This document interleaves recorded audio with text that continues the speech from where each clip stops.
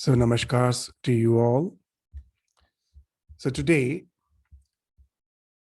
we are going to have a discussion on the topic Sri Ramakrishna as Guru.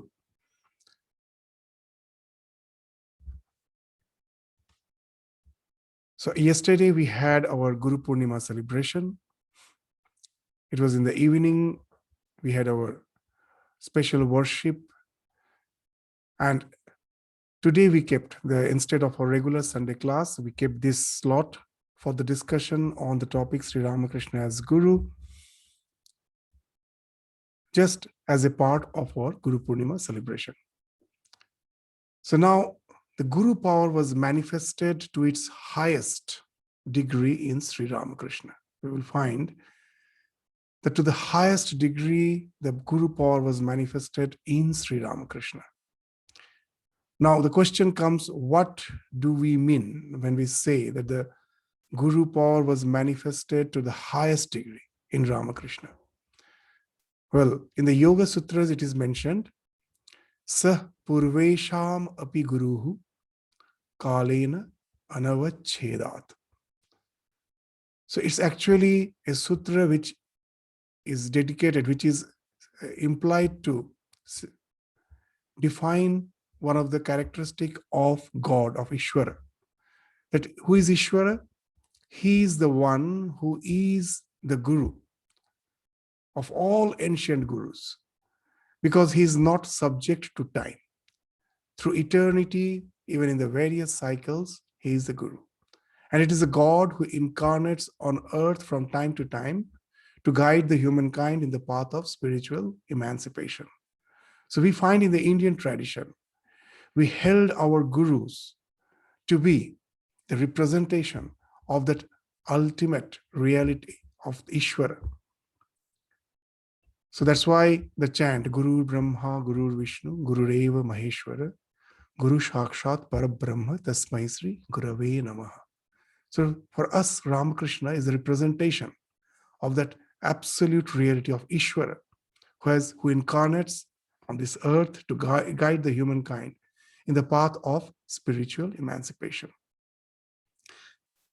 So, but we will find in the life of Ramakrishna, it's not that he was conscious in his role as a guru. Actually, it's just the contrary. When someone used to address him as Guru or as Baba, immediately he used to oppose by saying that I am the just insignificant person. I just cannot bear anyone calling me Baba, Guru, and all those terms. But we will find that the characteristics of Guru was something spontaneous in his life. And that's what Gurus are meant to be. They lead a life, as Shankaracharya has very nicely mentioned in Vivekachudamani, that they are like the spring season. The spring doesn't know but it's the nature of the spring season. The spring doesn't consciously know that it enlivens the earth.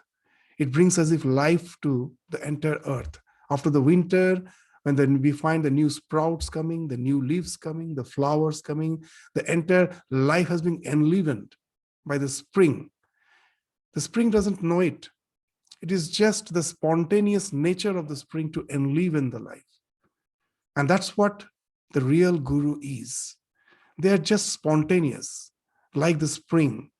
That's how nicely Shankaracharya describes the Guru in Vivekachudamani. So the purpose of their life is, as has been spoken of in the scriptures, Yasmat Bandha Vimokshanam, to just liberate us, to render us free. That freedom means spiritual freedom. That though we may be in the world, in this physical body, but we transcend all the dualities of life by being established in the spiritual dimension of our existence. And that's what is the role played by the Guru, by awakening the spiritual dimension in us. They come down to help mankind spontaneously. They help. Their life is such, just the way when the flower blooms, the bees come. Sri Ramakrishna used to always say that you need not have to invite the bees. You need not have to give them a map to show where the flower is. The bees automatically comes. So when we find in the life of Ramakrishna also, that after his sadhana, when his spirituality bloomed through his life, it was something palpable. And we find all the disciples are thronging. There was just as like a trekking from Calcutta to Dakshineshwar of a huge number of these people. So in the life of Sri Ramakrishna, we will find that there are two parts. It can be divided into two parts. First is the sadhaka. He is a spiritual practitioner for 12 years. And that practice is something very unique. His own psychophysical existence is as if the laboratory in which he's experimenting with the religion. So as an experimenter, we find for the first 12 years of his sadhana as a sadhaka. And in the second half, we find him as a guru or the teacher of the humanity. Now, as a sadhaka, we will find that he was intensely absorbed in the search of the divine. At that time, we find he never liked the company of the people. He was quite busy with himself. He was almost thought to be mad because he couldn't in any way relate to the so-called worldly way of existence. He was dancing in some other rhythm, the rhythm which we cannot hear. Sometimes it is told very nicely that in a place where all were dancing, someone found that all of them found that one of them was dancing out of rhythm. All were dancing in a rhythm. One of them was dancing out of rhythm. So many started pointing, see, he's dancing out of rhythm. Most probably he doesn't know how to dance. He's not like us. He doesn't know. He doesn't know to be in the rhythm. And then someone who was a wise one commented, most probably he's dancing in some other rhythm which we don't hear. And Ramakrishna appeared to be mad because he was dancing in another rhythm which we don't hear. And for 12 years, we find that he was so intensely absorbed in God. The world was totally something, the world became oblivious in his existence. He was totally oblivious of the world. He was absorbed in God and in experimenting with the various spiritual paths. That's a wonderful thing which we find in the life of Ramakrishna. That as Rabindranath Tagore in few lines have indicated, Bahu sadhoker, bahu sadhonar dhara, dhyani tomar, milito hoyeche tara. That we say Ramakrishna is Avatara Varishtha. Swami Vivekananda in that Purnima mantra, he has mentioned what he's writing, Sthapakaya cha dharmasya, sarva dharma swarupine, Avatara Varishtaya, Ramakrishnaya te nama. Avatara Varishtha, as if he is the greatest among all the avatars. It's not just mere from Guru Bhakti or from just exuberance of the devotion. Swami Vivekananda has indicated him as Avatara Varishtha. It is just because of this fact. You will not find in the entire spiritual history a single spiritual aspirant in 12 years traversing through the entire spiritual journey. He had a tremendous sense of expedition. He's just going for an adventure. In a very short time, he's traversing through the spiritual journey, which the entire humanity has traversed for thousands of years. And that's what speaks of his highly evolved spiritual personality. Even in biology, we speak of recapitulation theory. What is it? That when the Darwin's theory of evolution was still under a lot of scrutiny, whether it is correct or not, then this theory of recapitulation came to substantiate it, to prove that yes, something which Darwin is proposing, that evolution has happened, it really happened. How can we understand? There are various marks of it, signs of it in this existence. And the theory of recapitulation, it says a wonderful thing. It studies the embryology. When the child is growing up in the mother's embryo, if you see, it will say a wonderful thing. It starts from a single cellular organism. It starts from just a single cell. It starts growing. And in this just, the baby will be born in 10 months, 10 days time. But in 9 months in mother's womb, the human child has fully formed. In 9 months. It will stay for some more time in the mother's womb, but in 9 months, it has fully formed. And if you study that 9 months, a wonderful thing you will see. That in the mother's womb, we were all as an embryo, in the embryo, as if we were sometimes like a fish. Our lungs were yet to grow. We had fins. Our heart was 2-chambered. It became 3-chambered. It became at last 4-chambered in the embryo. In 9 months, it's happening. We had tail. The coccyx was grown. That has fallen off before we took birth. There are all in the entire process of evolution, the way through which all the animals has traversed. It has been traversed just in 9 months by all of us in the mother's womb. And this is what is the recapitulation theory speaks of, that ontogeny repeats phylogeny. Phylogeny means the predecessors. Ontogeny, the successors. They follow each and every step of the predecessors. And it happened only in 9 months. What's the wonder that why we, the human, as a human, we are the most evolved creature, as per the biological sense is concerned? Because what took nature millions of years. In the nature, what took millions of years to evolve from a single cellular organism to human being, it took millions of years. In the mother's womb, it happened just in 9 months. It's just like the booting up of the computer. When I on the computer, it's not just like owning this bulb. When you switch on the bulb, it immediately glows. It's on. In one flash of time, it's on. But with the computer, what happens, it takes time, a little time to get on. The moment you switch on the computer, it actually starts booting up all the softwares, all the programmings that are there inside it. One kicks the other kicks the other. And the entire thing is now, all the systems are now active in the background. And then you find the computer is on. Similarly, all the process of evolution, sequence of evolution that went on biologically for millions of years is as if booted up in 9 months. So that in 9 months, we take the form of a human. We are as if a human in the mother's womb.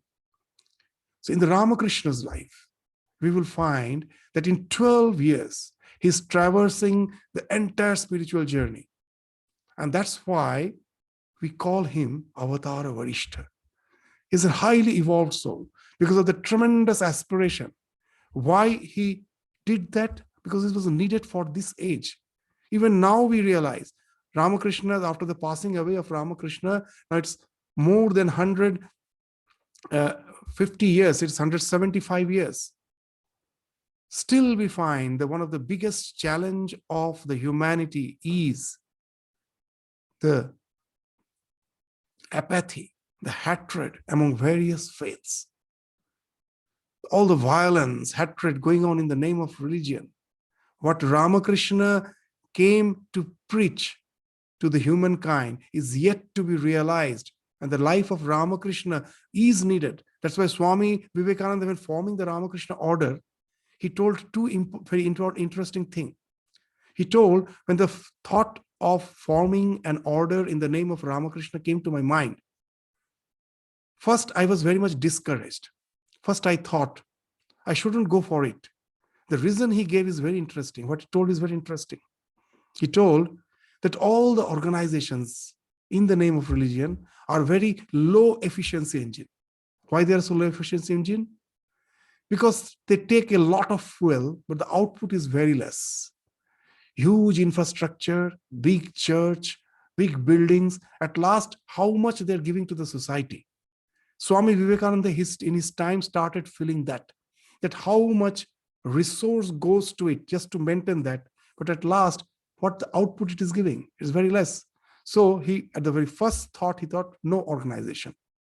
The second thought came. What's the second thought? But no, in the name of Ramakrishna, organization is needed. He never denied the fact that organization means a low efficiency engine. It takes a lot, most probably gives a little.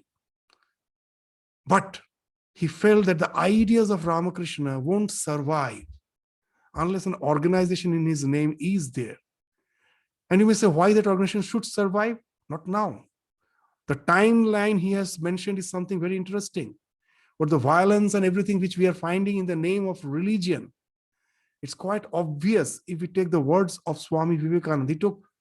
It will take 1200 years to realize that what this man has done, all these avatars, the spiritually evolved souls, live a life which is much, much ahead of time, much, much ahead of time. So the world will realize the importance of this idea. It has to go through a lot of some very, very unpleasurable experiences, all this violence, turmoils, it has to go through. But at last, it has to realize that what he's telling, and that what he's telling is not just mere a doctrine or dogma or some academic knowledge. It came out from the laboratory of his own psychophysical existence. He realized through his sadhana that all the religions lead to the same goal. So, joto mot, toto pot.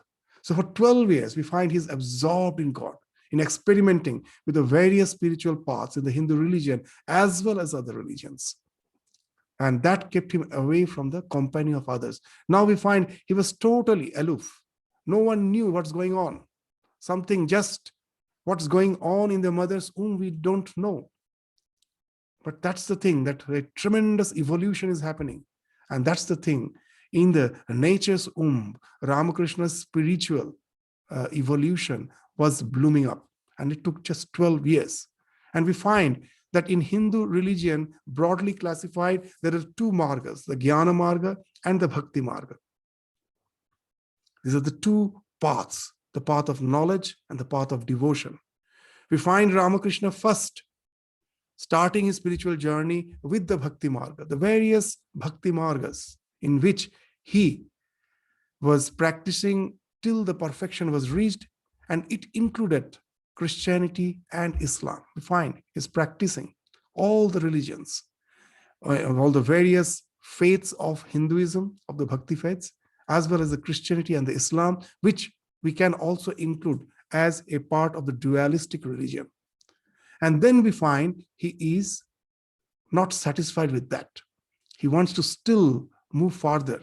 And very interesting, in his life, we will find that as that tremendous quest for the spiritual truth was there, he need not have to go in search for the gurus. The gurus came. Whenever the quest was there, the gurus came to him. And it's the Totapuri who came to initiate him in the path of the Jnana Marga, in the path of Advaita. Now, this God is worshipped in two forms. One is the Saguna and another is the Nirguna. What's the Saguna aspect? That all the religions, dualistic religions, believes that God may have form, may not have form. Like all the Abrahamic religions doesn't believe in God having form. But at the same time, they believe God having qualities. That he is compassionate. He is the one who is the creator. So all these ideas, all the qualities, they believe that God has qualities. But then in Hindu religion, God, whether with form or without with form, as long as he has those qualities, he is a Saguna Ishvara. All the Bhakti Margas are related to that Saguna Ishvara. But we will find in the Hinduism, in the Hindu religion, it even went beyond that to say that ultimately God is Nirguna, is beyond all the so-called attributes. He is not to be limited by those attributes. He's beyond that. We are not going, today there is the scope is not there to discuss on those lines, just to say, that to give an indication that the impersonal aspect of the divinity we find is something in Hinduism is being considered as the Jnana Marga. And Ramakrishna got initiated by Totapari in those lines. And we find that he is, through spiritual journey, that even took this Jnana Marga to get established in the Nirvikalpa Samadhi. And it's Ramakrishna, we will say that he is one of the first and foremost spiritual teacher who could wonderfully synthesize between the Saguna and the Nirguna aspect of the divine. In his simple words, he used to say, when much later as a preacher, much later as a guru, we find him in Dakshineshwar. In the very first meeting in the Gospel of Sri Ramakrishna, in the second meeting, we find when the master is asking, can God be both Saguna and Nirguna? The one who is having attributes can be with attributeless. How is it possible? And Ramakrishna just replied for the first day, he never went into the discussion. He told, for him, everything is possible. Don't limit the divinity by your limited understanding.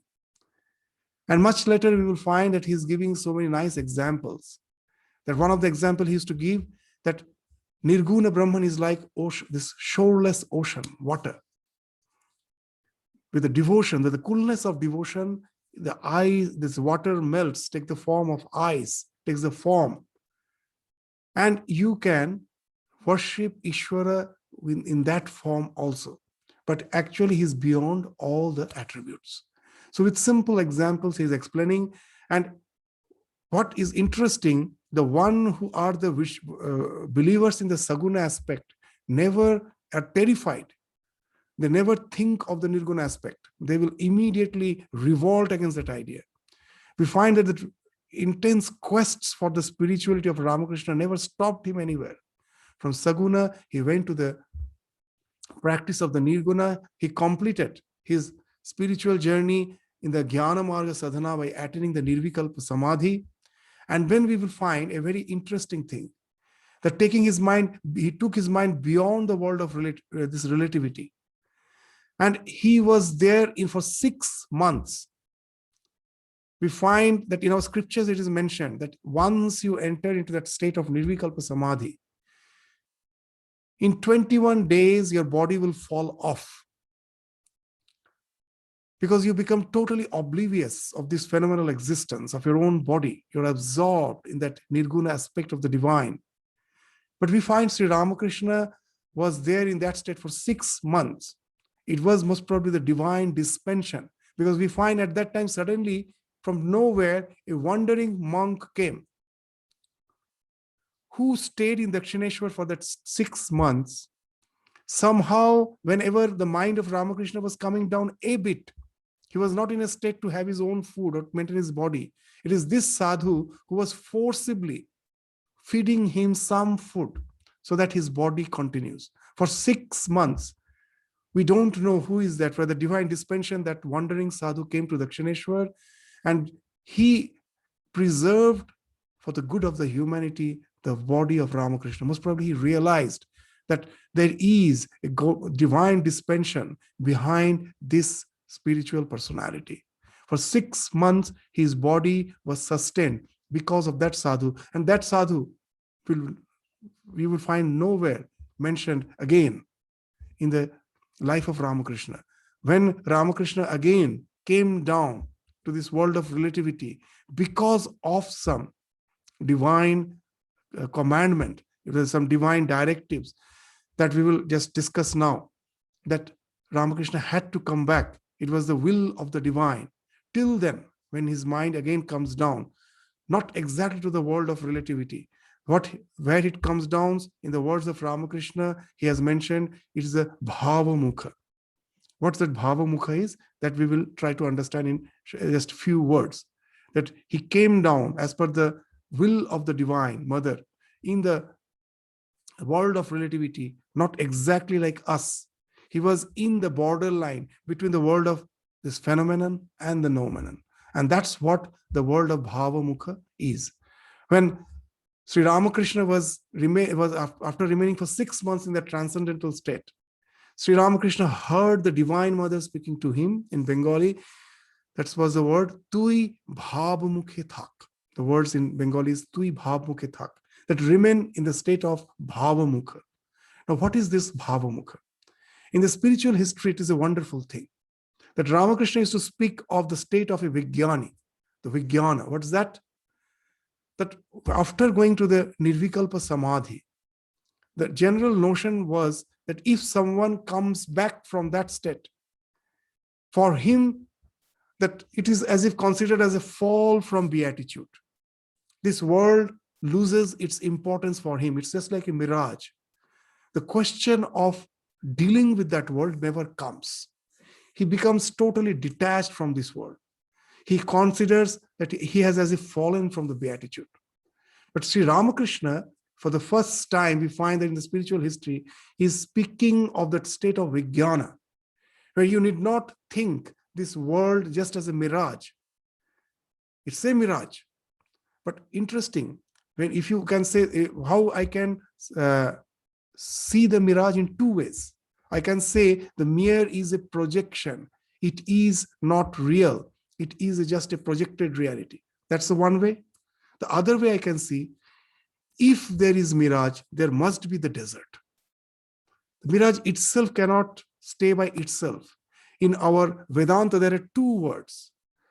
One is this alika, and another is this adhyasa. Alika is imagination, just like imagining a lotus in the sky. It cannot be, it is just a mere imagination. But adhyasa is something which is not mere imagination. I'm seeing something wrong, but some reality must be there which is appearing as what I'm saying. So Ramakrishna's approach was that yes, the world is a projection, but it's a projection of what?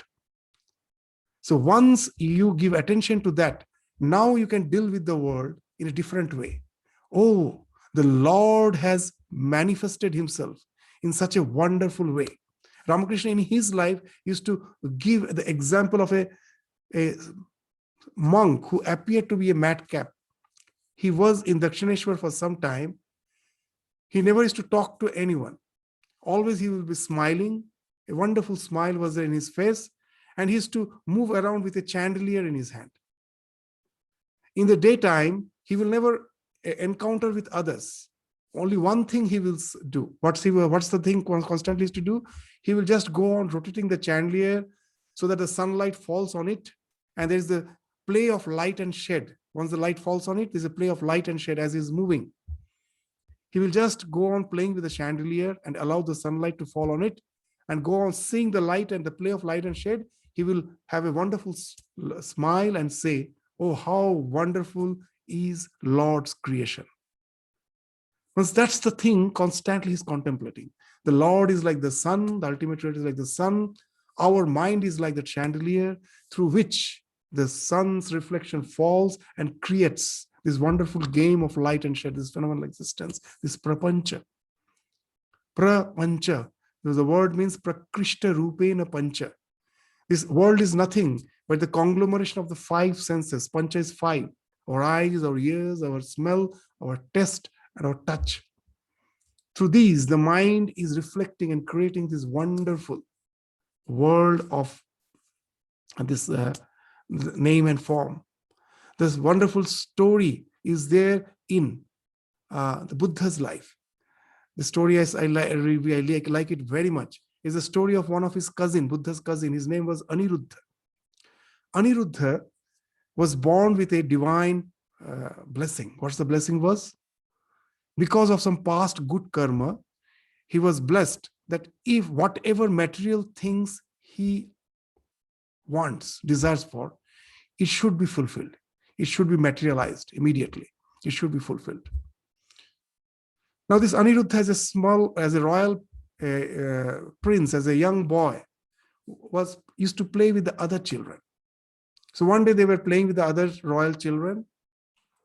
And now, sometimes the children, they devise so many games. So one day they devise some game, it's like something like gambling. It's not exact gambling. They were playing some game, and in that, whoever loses will have to give whatever was decided as per the condition. So now Aniruddha started playing and he was losing. And now the children don't have any wealth, but as they will be spending throughout the day out, their mothers have provided them with their tiffin boxes. They all had tiffin boxes. So now Aniruddha was losing the game, and one by one, as per the condition, he was giving away the loaves of bread that he has brought. So in no time, he was so absorbed in the game and he was losing, he lost all the breads. Now his tiffin box was empty, but he was still in the mood of playing. So the servant who was accompanying him, he ordered the servant, go to my mother and bring another tiffin box full of breads. So the servant went. He brought the breads. He again started playing. Again he was losing. And now he was really hungry. But there's nothing to eat. All he has lost. So now he asked the servant again, please go to my mother, bring me the breads. Now this time when the servant goes, the mother understands. Something is wrong. My son may be hungry. Okay, for this, that's I gave him the second this provision for the second time. How can it be so hungry? It is not possible for a child to eat so much. So he understood something is going on. Something wrong is going on there. So now she gave the empty tiffin box back to the servant and told, give it to my child and say, no bread. Enough of it. No bread. So now when the servant was returning back, now all the so-called the divine beings, the devas, they were in a challenge situation. Why? Because Aniruddha has been born with a boon that no material thing he desires for, it has to be fulfilled. Now, how can be that he just won't have the bread which he wants? So now all these the divinities, they somehow unknowingly, the servant doesn't know, fill the empty box with the delicious, this is the divinely flavored, all the breads it was filled with. Now the servant, as was ordered by the mother, took the tiffin box and gave it to Aniruddha and told, no bread. This is for you. There's no bread. Aniruddha opened and he found that he never tasted such nice breads. He started eating and now he was really greedy. He finished. He closed the tiffin box, gave it to the servant and asked him, go back to my mother. Ask her to fill it with no breads. So for him, no bread is an entity. And that's what is happening with our senses. The conscious principle through the mind is projecting through the senses. When you see the red flower, the redness is not there. It is just a wavelength of light. And that also it doesn't reaches your brain. It just ends in your eyes. After that, it is just a nerve impulses. That nerve impulse, when it reaches the so-called color perception center, is projected out as redness. See, these indriyas are called the devas. Why? Because div, from div dhatu it came. That which illumines. So it is these, the mind through the senses is illumining the world. What the world is, we don't know. And that's what he used to do with the chandelier. This world of phenomena, this prapancha, is because of that nirguna aspect of Brahman, finding expression through the mind and the senses, creating this world. And that's the thing which Ramakrishna is saying. This world is created. But who is beyond that reality is there? He is in eternal bliss to have created this wonderful device called mind and senses to enjoy his own creation. So this is the thing with which Ramakrishna is coming back. So he's always joyous. That's the thing we will find. Because after all, it's all divine play. All the happiness, the suffering, everything is divine play. That's why when someone asks Ramakrishna, that you go on saying it's all divine play, but here we are dying. Ramakrishna's immediate reply was, who are you? It's all he. He has given you the sense of you and me. Otherwise, Leela Poshtai Hoyna, Rogor Hoyna. In Bengali, he's saying, means the game won't be interesting. If you think you alone are playing, can the game be interesting? You have to have a sense there are so many personalities. When you're in the video games, you are alone playing, but there are so many personalities there. It is you as if you have projected all those personalities. This game cannot be with you alone. The God is as if playing the video game. He has projected so many personalities through which, as in the video game, someone is killed, someone is winning, someone is killing, but it is all the projection. For whom? For someone who has projected that and is enjoying the game. So all these so-called things which are a matter of serious to us is just a matter of divine play. And he's not sadistic, because it is he who has projected. Who are you and me? He has given the sense of you and me. Otherwise, lila poshtai hoy na, rogor hoy na. There cannot be joy out of it. This is the very, very colloquial Bengali terms Ramakrishna is using. And that's the Bhavamukha in which he was established. But this Ramakrishna is the one who is totally transformed. This is the Ramakrishna, is not that Ramakrishna is a sadhaka who was totally oblivious of the world, totally absorbed in his sadhana. He gets transformed. And it is this Ramakrishna who comes back to meet the humankind. He's eager to meet humankind. He finds that he needs the company of the human beings so that he can relate his realization. The one who was totally averse to the human, this association, is now is seeking for it. And he finds in Dakshineshwar the immediate, those who are with him, all the priests, the so-called the temple staff, you will find that they are worldly people. That's why in Naradiya Bhakti Sutra, how nicely it has been mentioned, that even sometime a spiritually realized soul is with you. He doesn't grow two horns. Just from external sign, it's impossible to understand that. We get deluded. Nowadays, even the spiritual leaders walk like this. They're on the stage, on some, just like the models will be doing the catwalking. They also do the catwalking, and then you go and pray. We are all deluded. Ramakrishna used to say, a Paramahamsa doesn't grow two horns. Its perspective has changed. He looks like an ordinary being. And naturally, all the worldly minded people of the temple staff, the priests, they never understood who he is. But as we were mentioning, the bees come when the flower blooms. The real bees started coming. And before that, we find a very interesting thing. Ramakrishna finding that as he cannot associate with all who are in Dakshineshwar, those worldly minded people, but he has already got the direction from the divine to reach out to the humankind, to reveal the wonderful revelations that he has. He every day, we find, is going to the top of the temple on the terrace and crying out. This crying out to the people of looking towards Calcutta is crying out, where are you all? Mother has told me that you will come. Where are you all? He was so impatient. Please come. I cannot leave without you. And this is the Ramakrishna which we love. He's coming down, as he used to say a story of Avatar. The three friends were passing through a street and they saw a very huge wall. They were curious to know what's beyond the wall. So they managed to get a ladder. They placed the ladder on the wall. The first, among the three, the first got up. When he got on the top of the wall, he was so ecstatic, fully joyous. The other two were asking, what's that you see? Please relate. But he was so overjoyed, he was so overwhelmed by his joy, he couldn't relate. He simply jumped to the other side. Now these other two were curious. The second one also got up. He also made the same fate.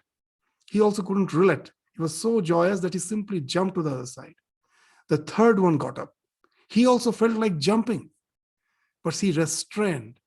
Why? If I jump to the other side, who will relate this mirth of joy just behind this wall? Who will relate this? The world won't know it.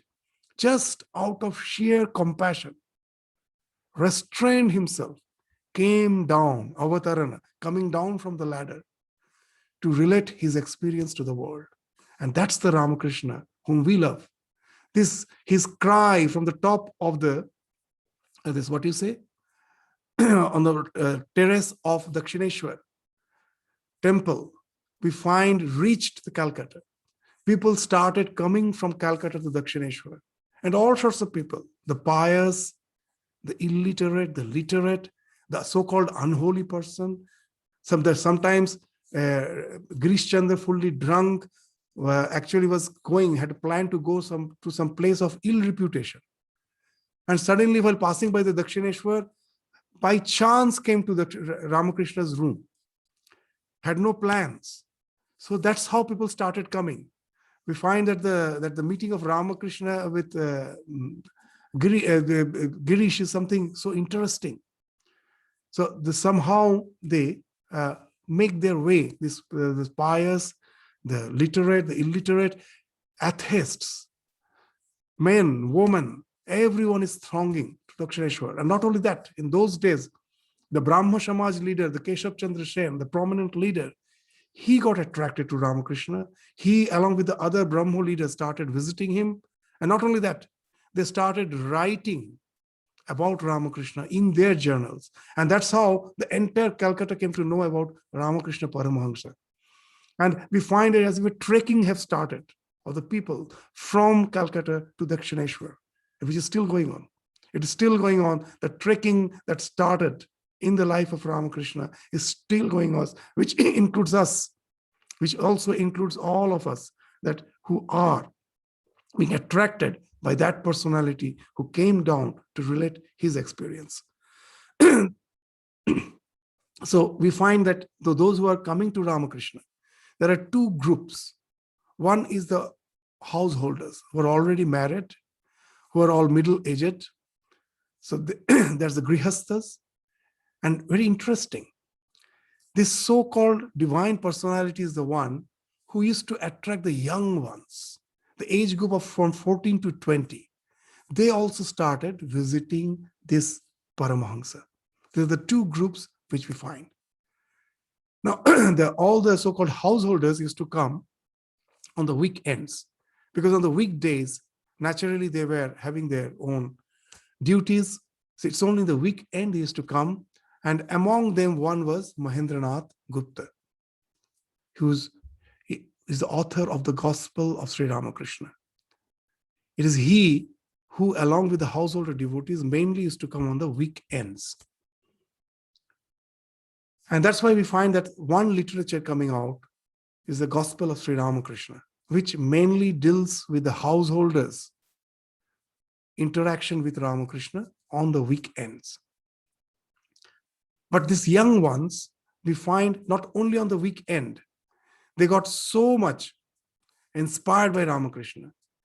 They were so much drawn by his love.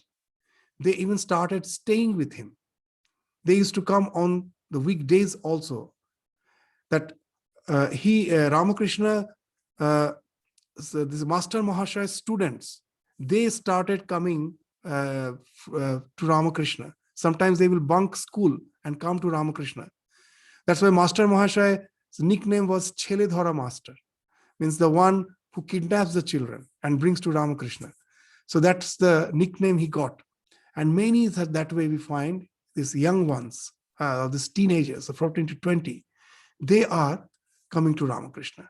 And Ramakrishna's teachings we find is varied. As per the person, so his teaching. Because he is coming from that background where he has practiced all the religion. And that's why he used to pray in front of the devotees to the mother, Ma amay ekghe Krishna, ami roshe boshe thakte chai. That I don't want to be just biased. Please let my mouth expound all the varied truths as per the necessity of the mankind.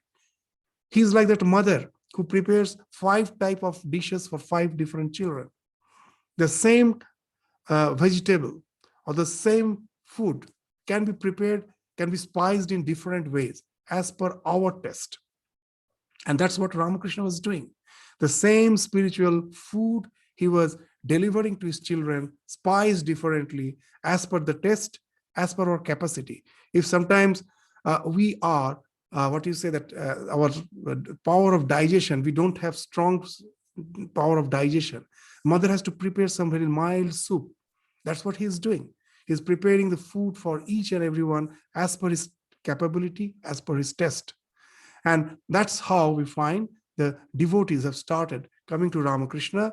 And those who came in the weekend, for them we find, it's not only for them, of course for all, the Gospel of Sri Ramakrishna, but where we find there are chapters, this exclusively for the householders, advice to the householders, where we will find Ramakrishna is stressing again and again that we generally say that once you have entered the householder's life, it's almost impossible to think of spirituality. That our circumstances as if do not allow us. We say that we are after all householders. What can we do? Here we find Ramakrishna is constantly stressing what? That be in samsara, but don't become a samsari. This is the very interesting thing again and again in saying that be like the maid servant. The maid servant stays in the landlord's place. She says, whenever someone asks, she will say, yes, this is my house. Pointing to the landlord's son will say, it's my son. But in the bottom of her heart, she knows it is not her house. It's not her place. Her place is somewhere else. She's just taking care. She's just a caretaker. So with that type of attitude, live in this world. Be fully involved. Others need not have to understand that you are spiritual. In this world, what Ramakrishna told is something very interesting. That sadhu hobe, sadhu sajbe na. সংসারী সাজবে, সংসারী হবে না. We do just the opposite. That be a holy man, don't pretend to be a holy man. And pretend to be a householder, don't be a householder. And that's what we just do the opposite of it.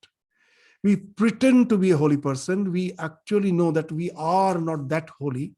Sometimes for we means most of us. That's the general trend. And we are totally absorbed in samsara, but we say, oh, no, that it doesn't matter me.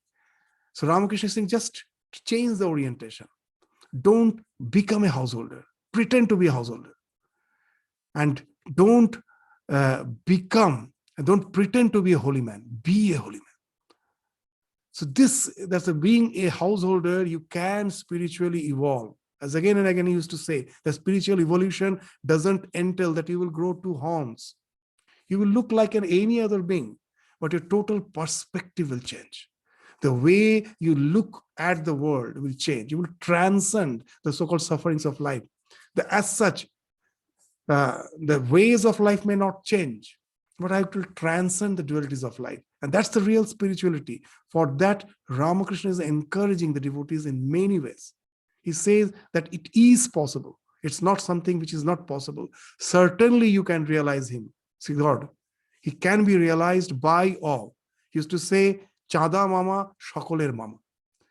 When Holy Mother was very young, she came to Dakshineshwar. In simple words, Ramakrishna is saying that the moon is everyone's uncle. That is a very colloquial way of saying that as per my relations are concerned, my uncle is my uncle. It's not uncle to others. But when the mother points to the moon and says it's your uncle, it's a in a village way, the mothers generally say that it's your uncle. So it's the uncle of all. Even when the mother herself was a child, her mother also told it's the uncle. So she's the uncle of all. What's the meaning? That for God, that when you say my God, it doesn't mean he's not the God of others. He's everyone's, he's universal. He's everyone's God. If that's the fact, the stress, the demand which you have on him is same to anyone. If for a realized soul, for the one who is not realized, everyone has the same demand. Know how to demand. As Jesus used to say, knock and the door shall be opened. The knocking, we don't knock. It is bound to open if we have that urge. That urge is the thing which Sri Ramakrishna is stressing again and again, that you should have the yearning. He used to say that yearning is like the red hue of the dawn. Very interesting thing. That red hue, why it's the red hue of the dawn? In the dawn, when the sun is yet to be seen, but the entire sky is permeated with that red hue. Seeing that red hue, you know, it's just a matter of minutes. The sun will be visible. So that's why Ramakrishna used to say that yearning is like the red hue.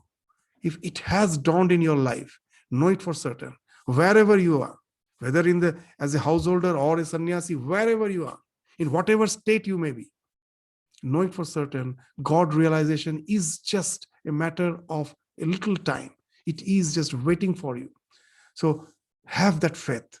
Call on God. This God is everyone's God. He is bound to listen to you. How nicely he used to, poetically he used to say that if there is real earnestness in the bottom of your heart, you need not have to shout. Just silently. Even the others, householders need not know. It can be a silent prayer coming from within. And he has to say very nicely that his ears are very sensitive. Bhagavan kan khorke. This word, even in Bengal, we don't use nowadays. In this very colloquial Bengali words. Rishwar kan khorke. It's very sensitive ears. তিনি পিঁপড়ের পায়ের নুপুরের শব্দ পর্যন্ত শুনতে পান. There's a very poetical way of saying that if a small ant is wearing an anklet, the noise it will make is almost inaudible. So he is to say that even that God can hear.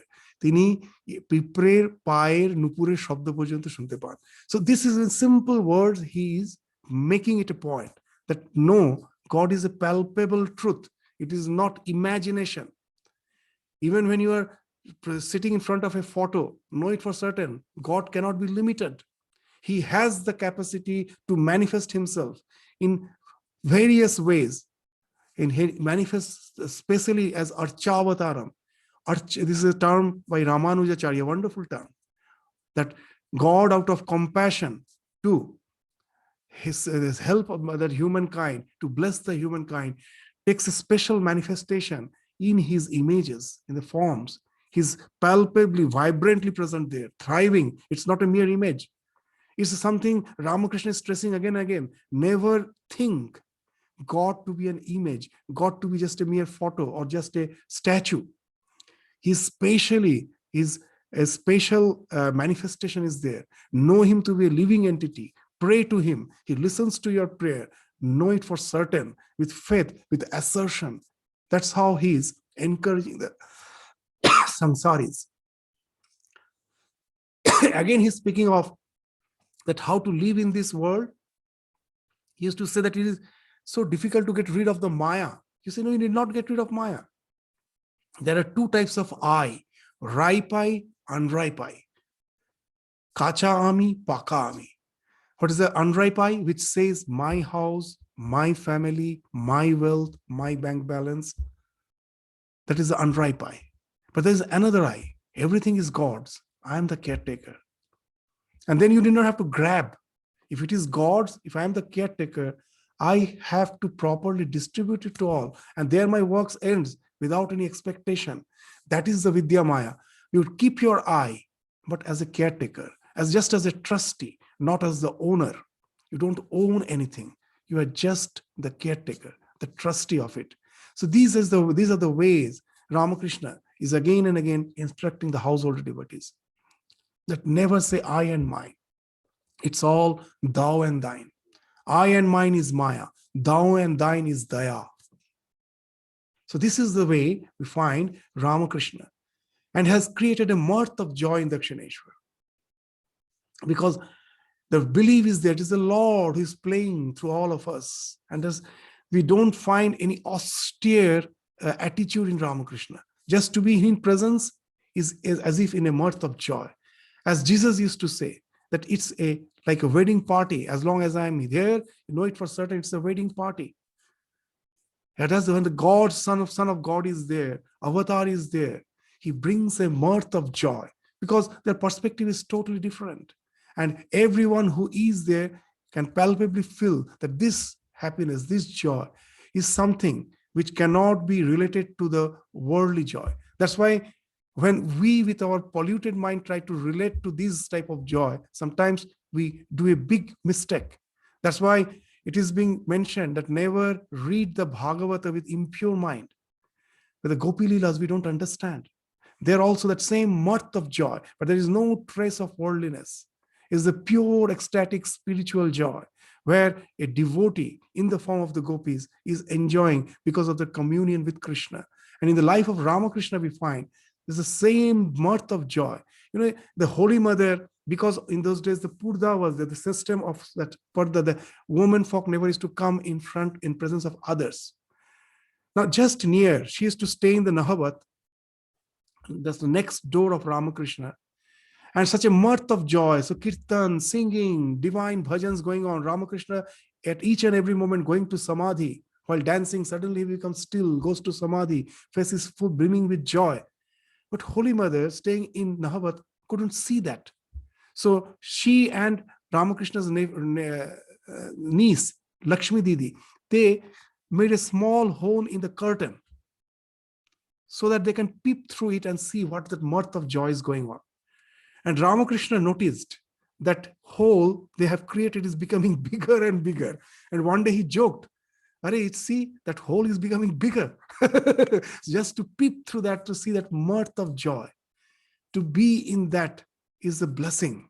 You feel that every other joy is something trivial compared to that. Once you have tasted something more sublime, all the gross happiness falls off automatically.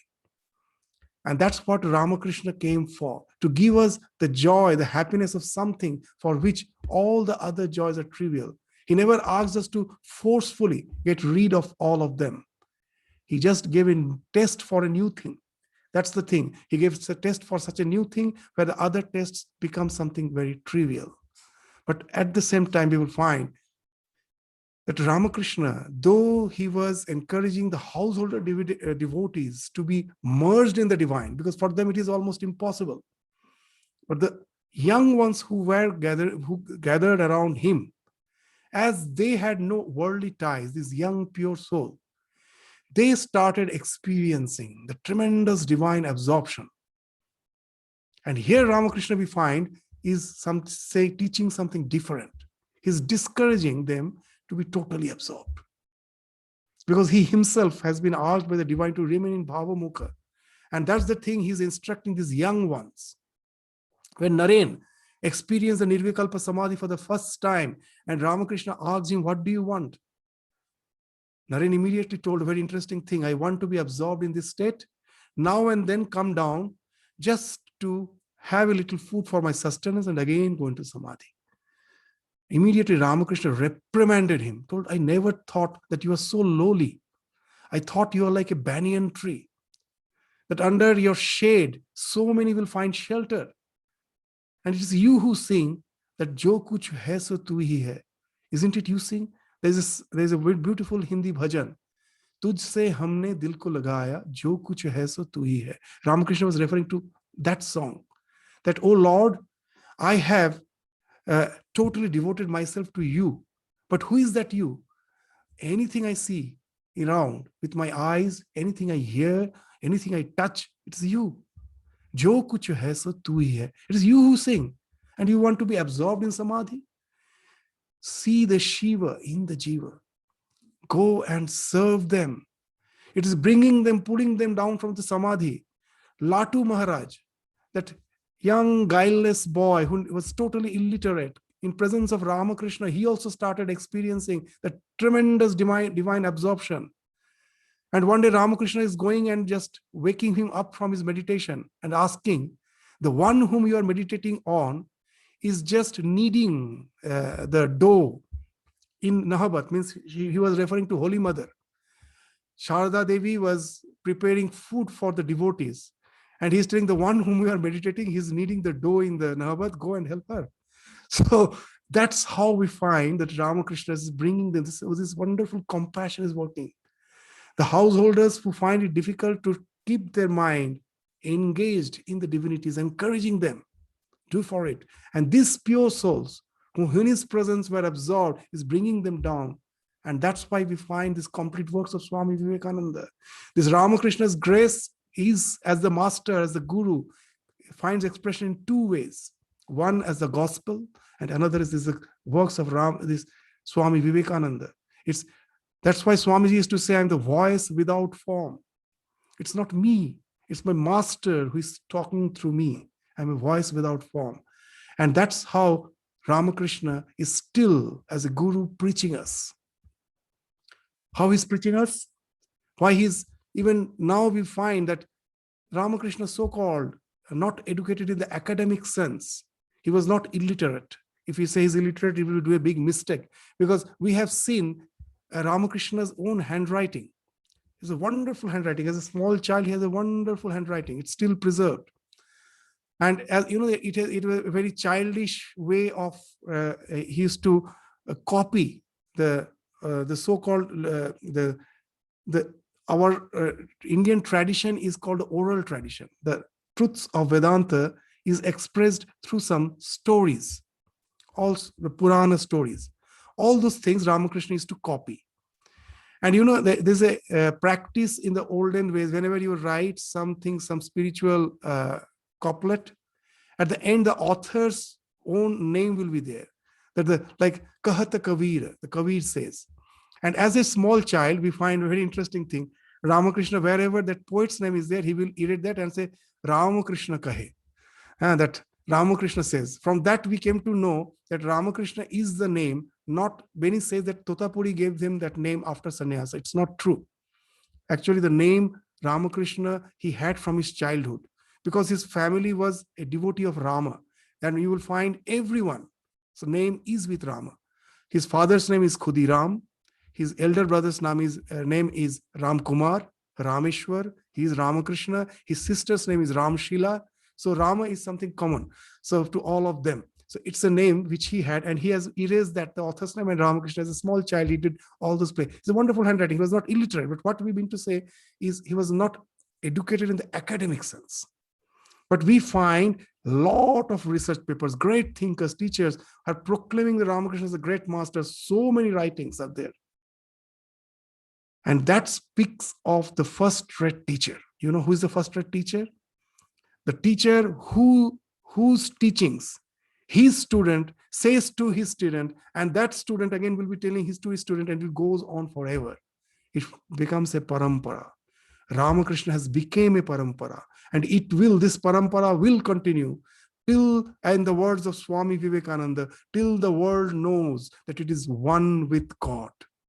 You have to remember that in whatever form we may be praying that divine, worshipping the divine, after all, we are all worshipping the same divine. It's our earnest seeking for something which transcends this worldly existence full of defects.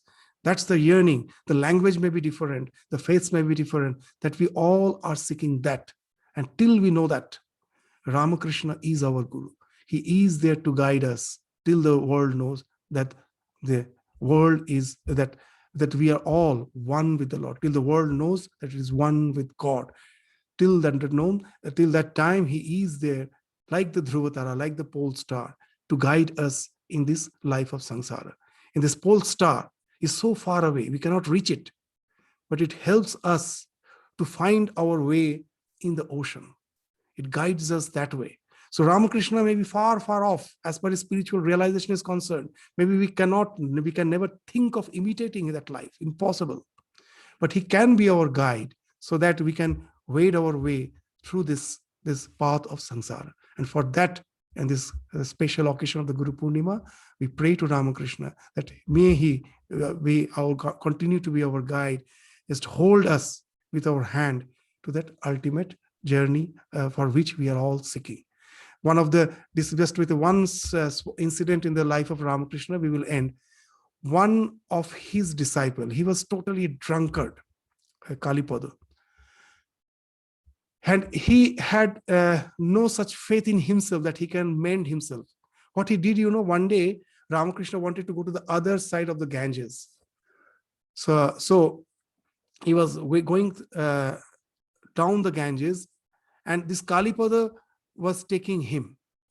Now he instructed the boatman something, whispered him. Ramakrishna never knew. In the mid of the Ganges, he asked the boatman to stop, and he told that we are not going to just go to the destination. In the mid of the Ganges, he almost insisted that you have to assure me what? That at the time of my death, you will be holding my right hand with your left hand, and you should be taking me.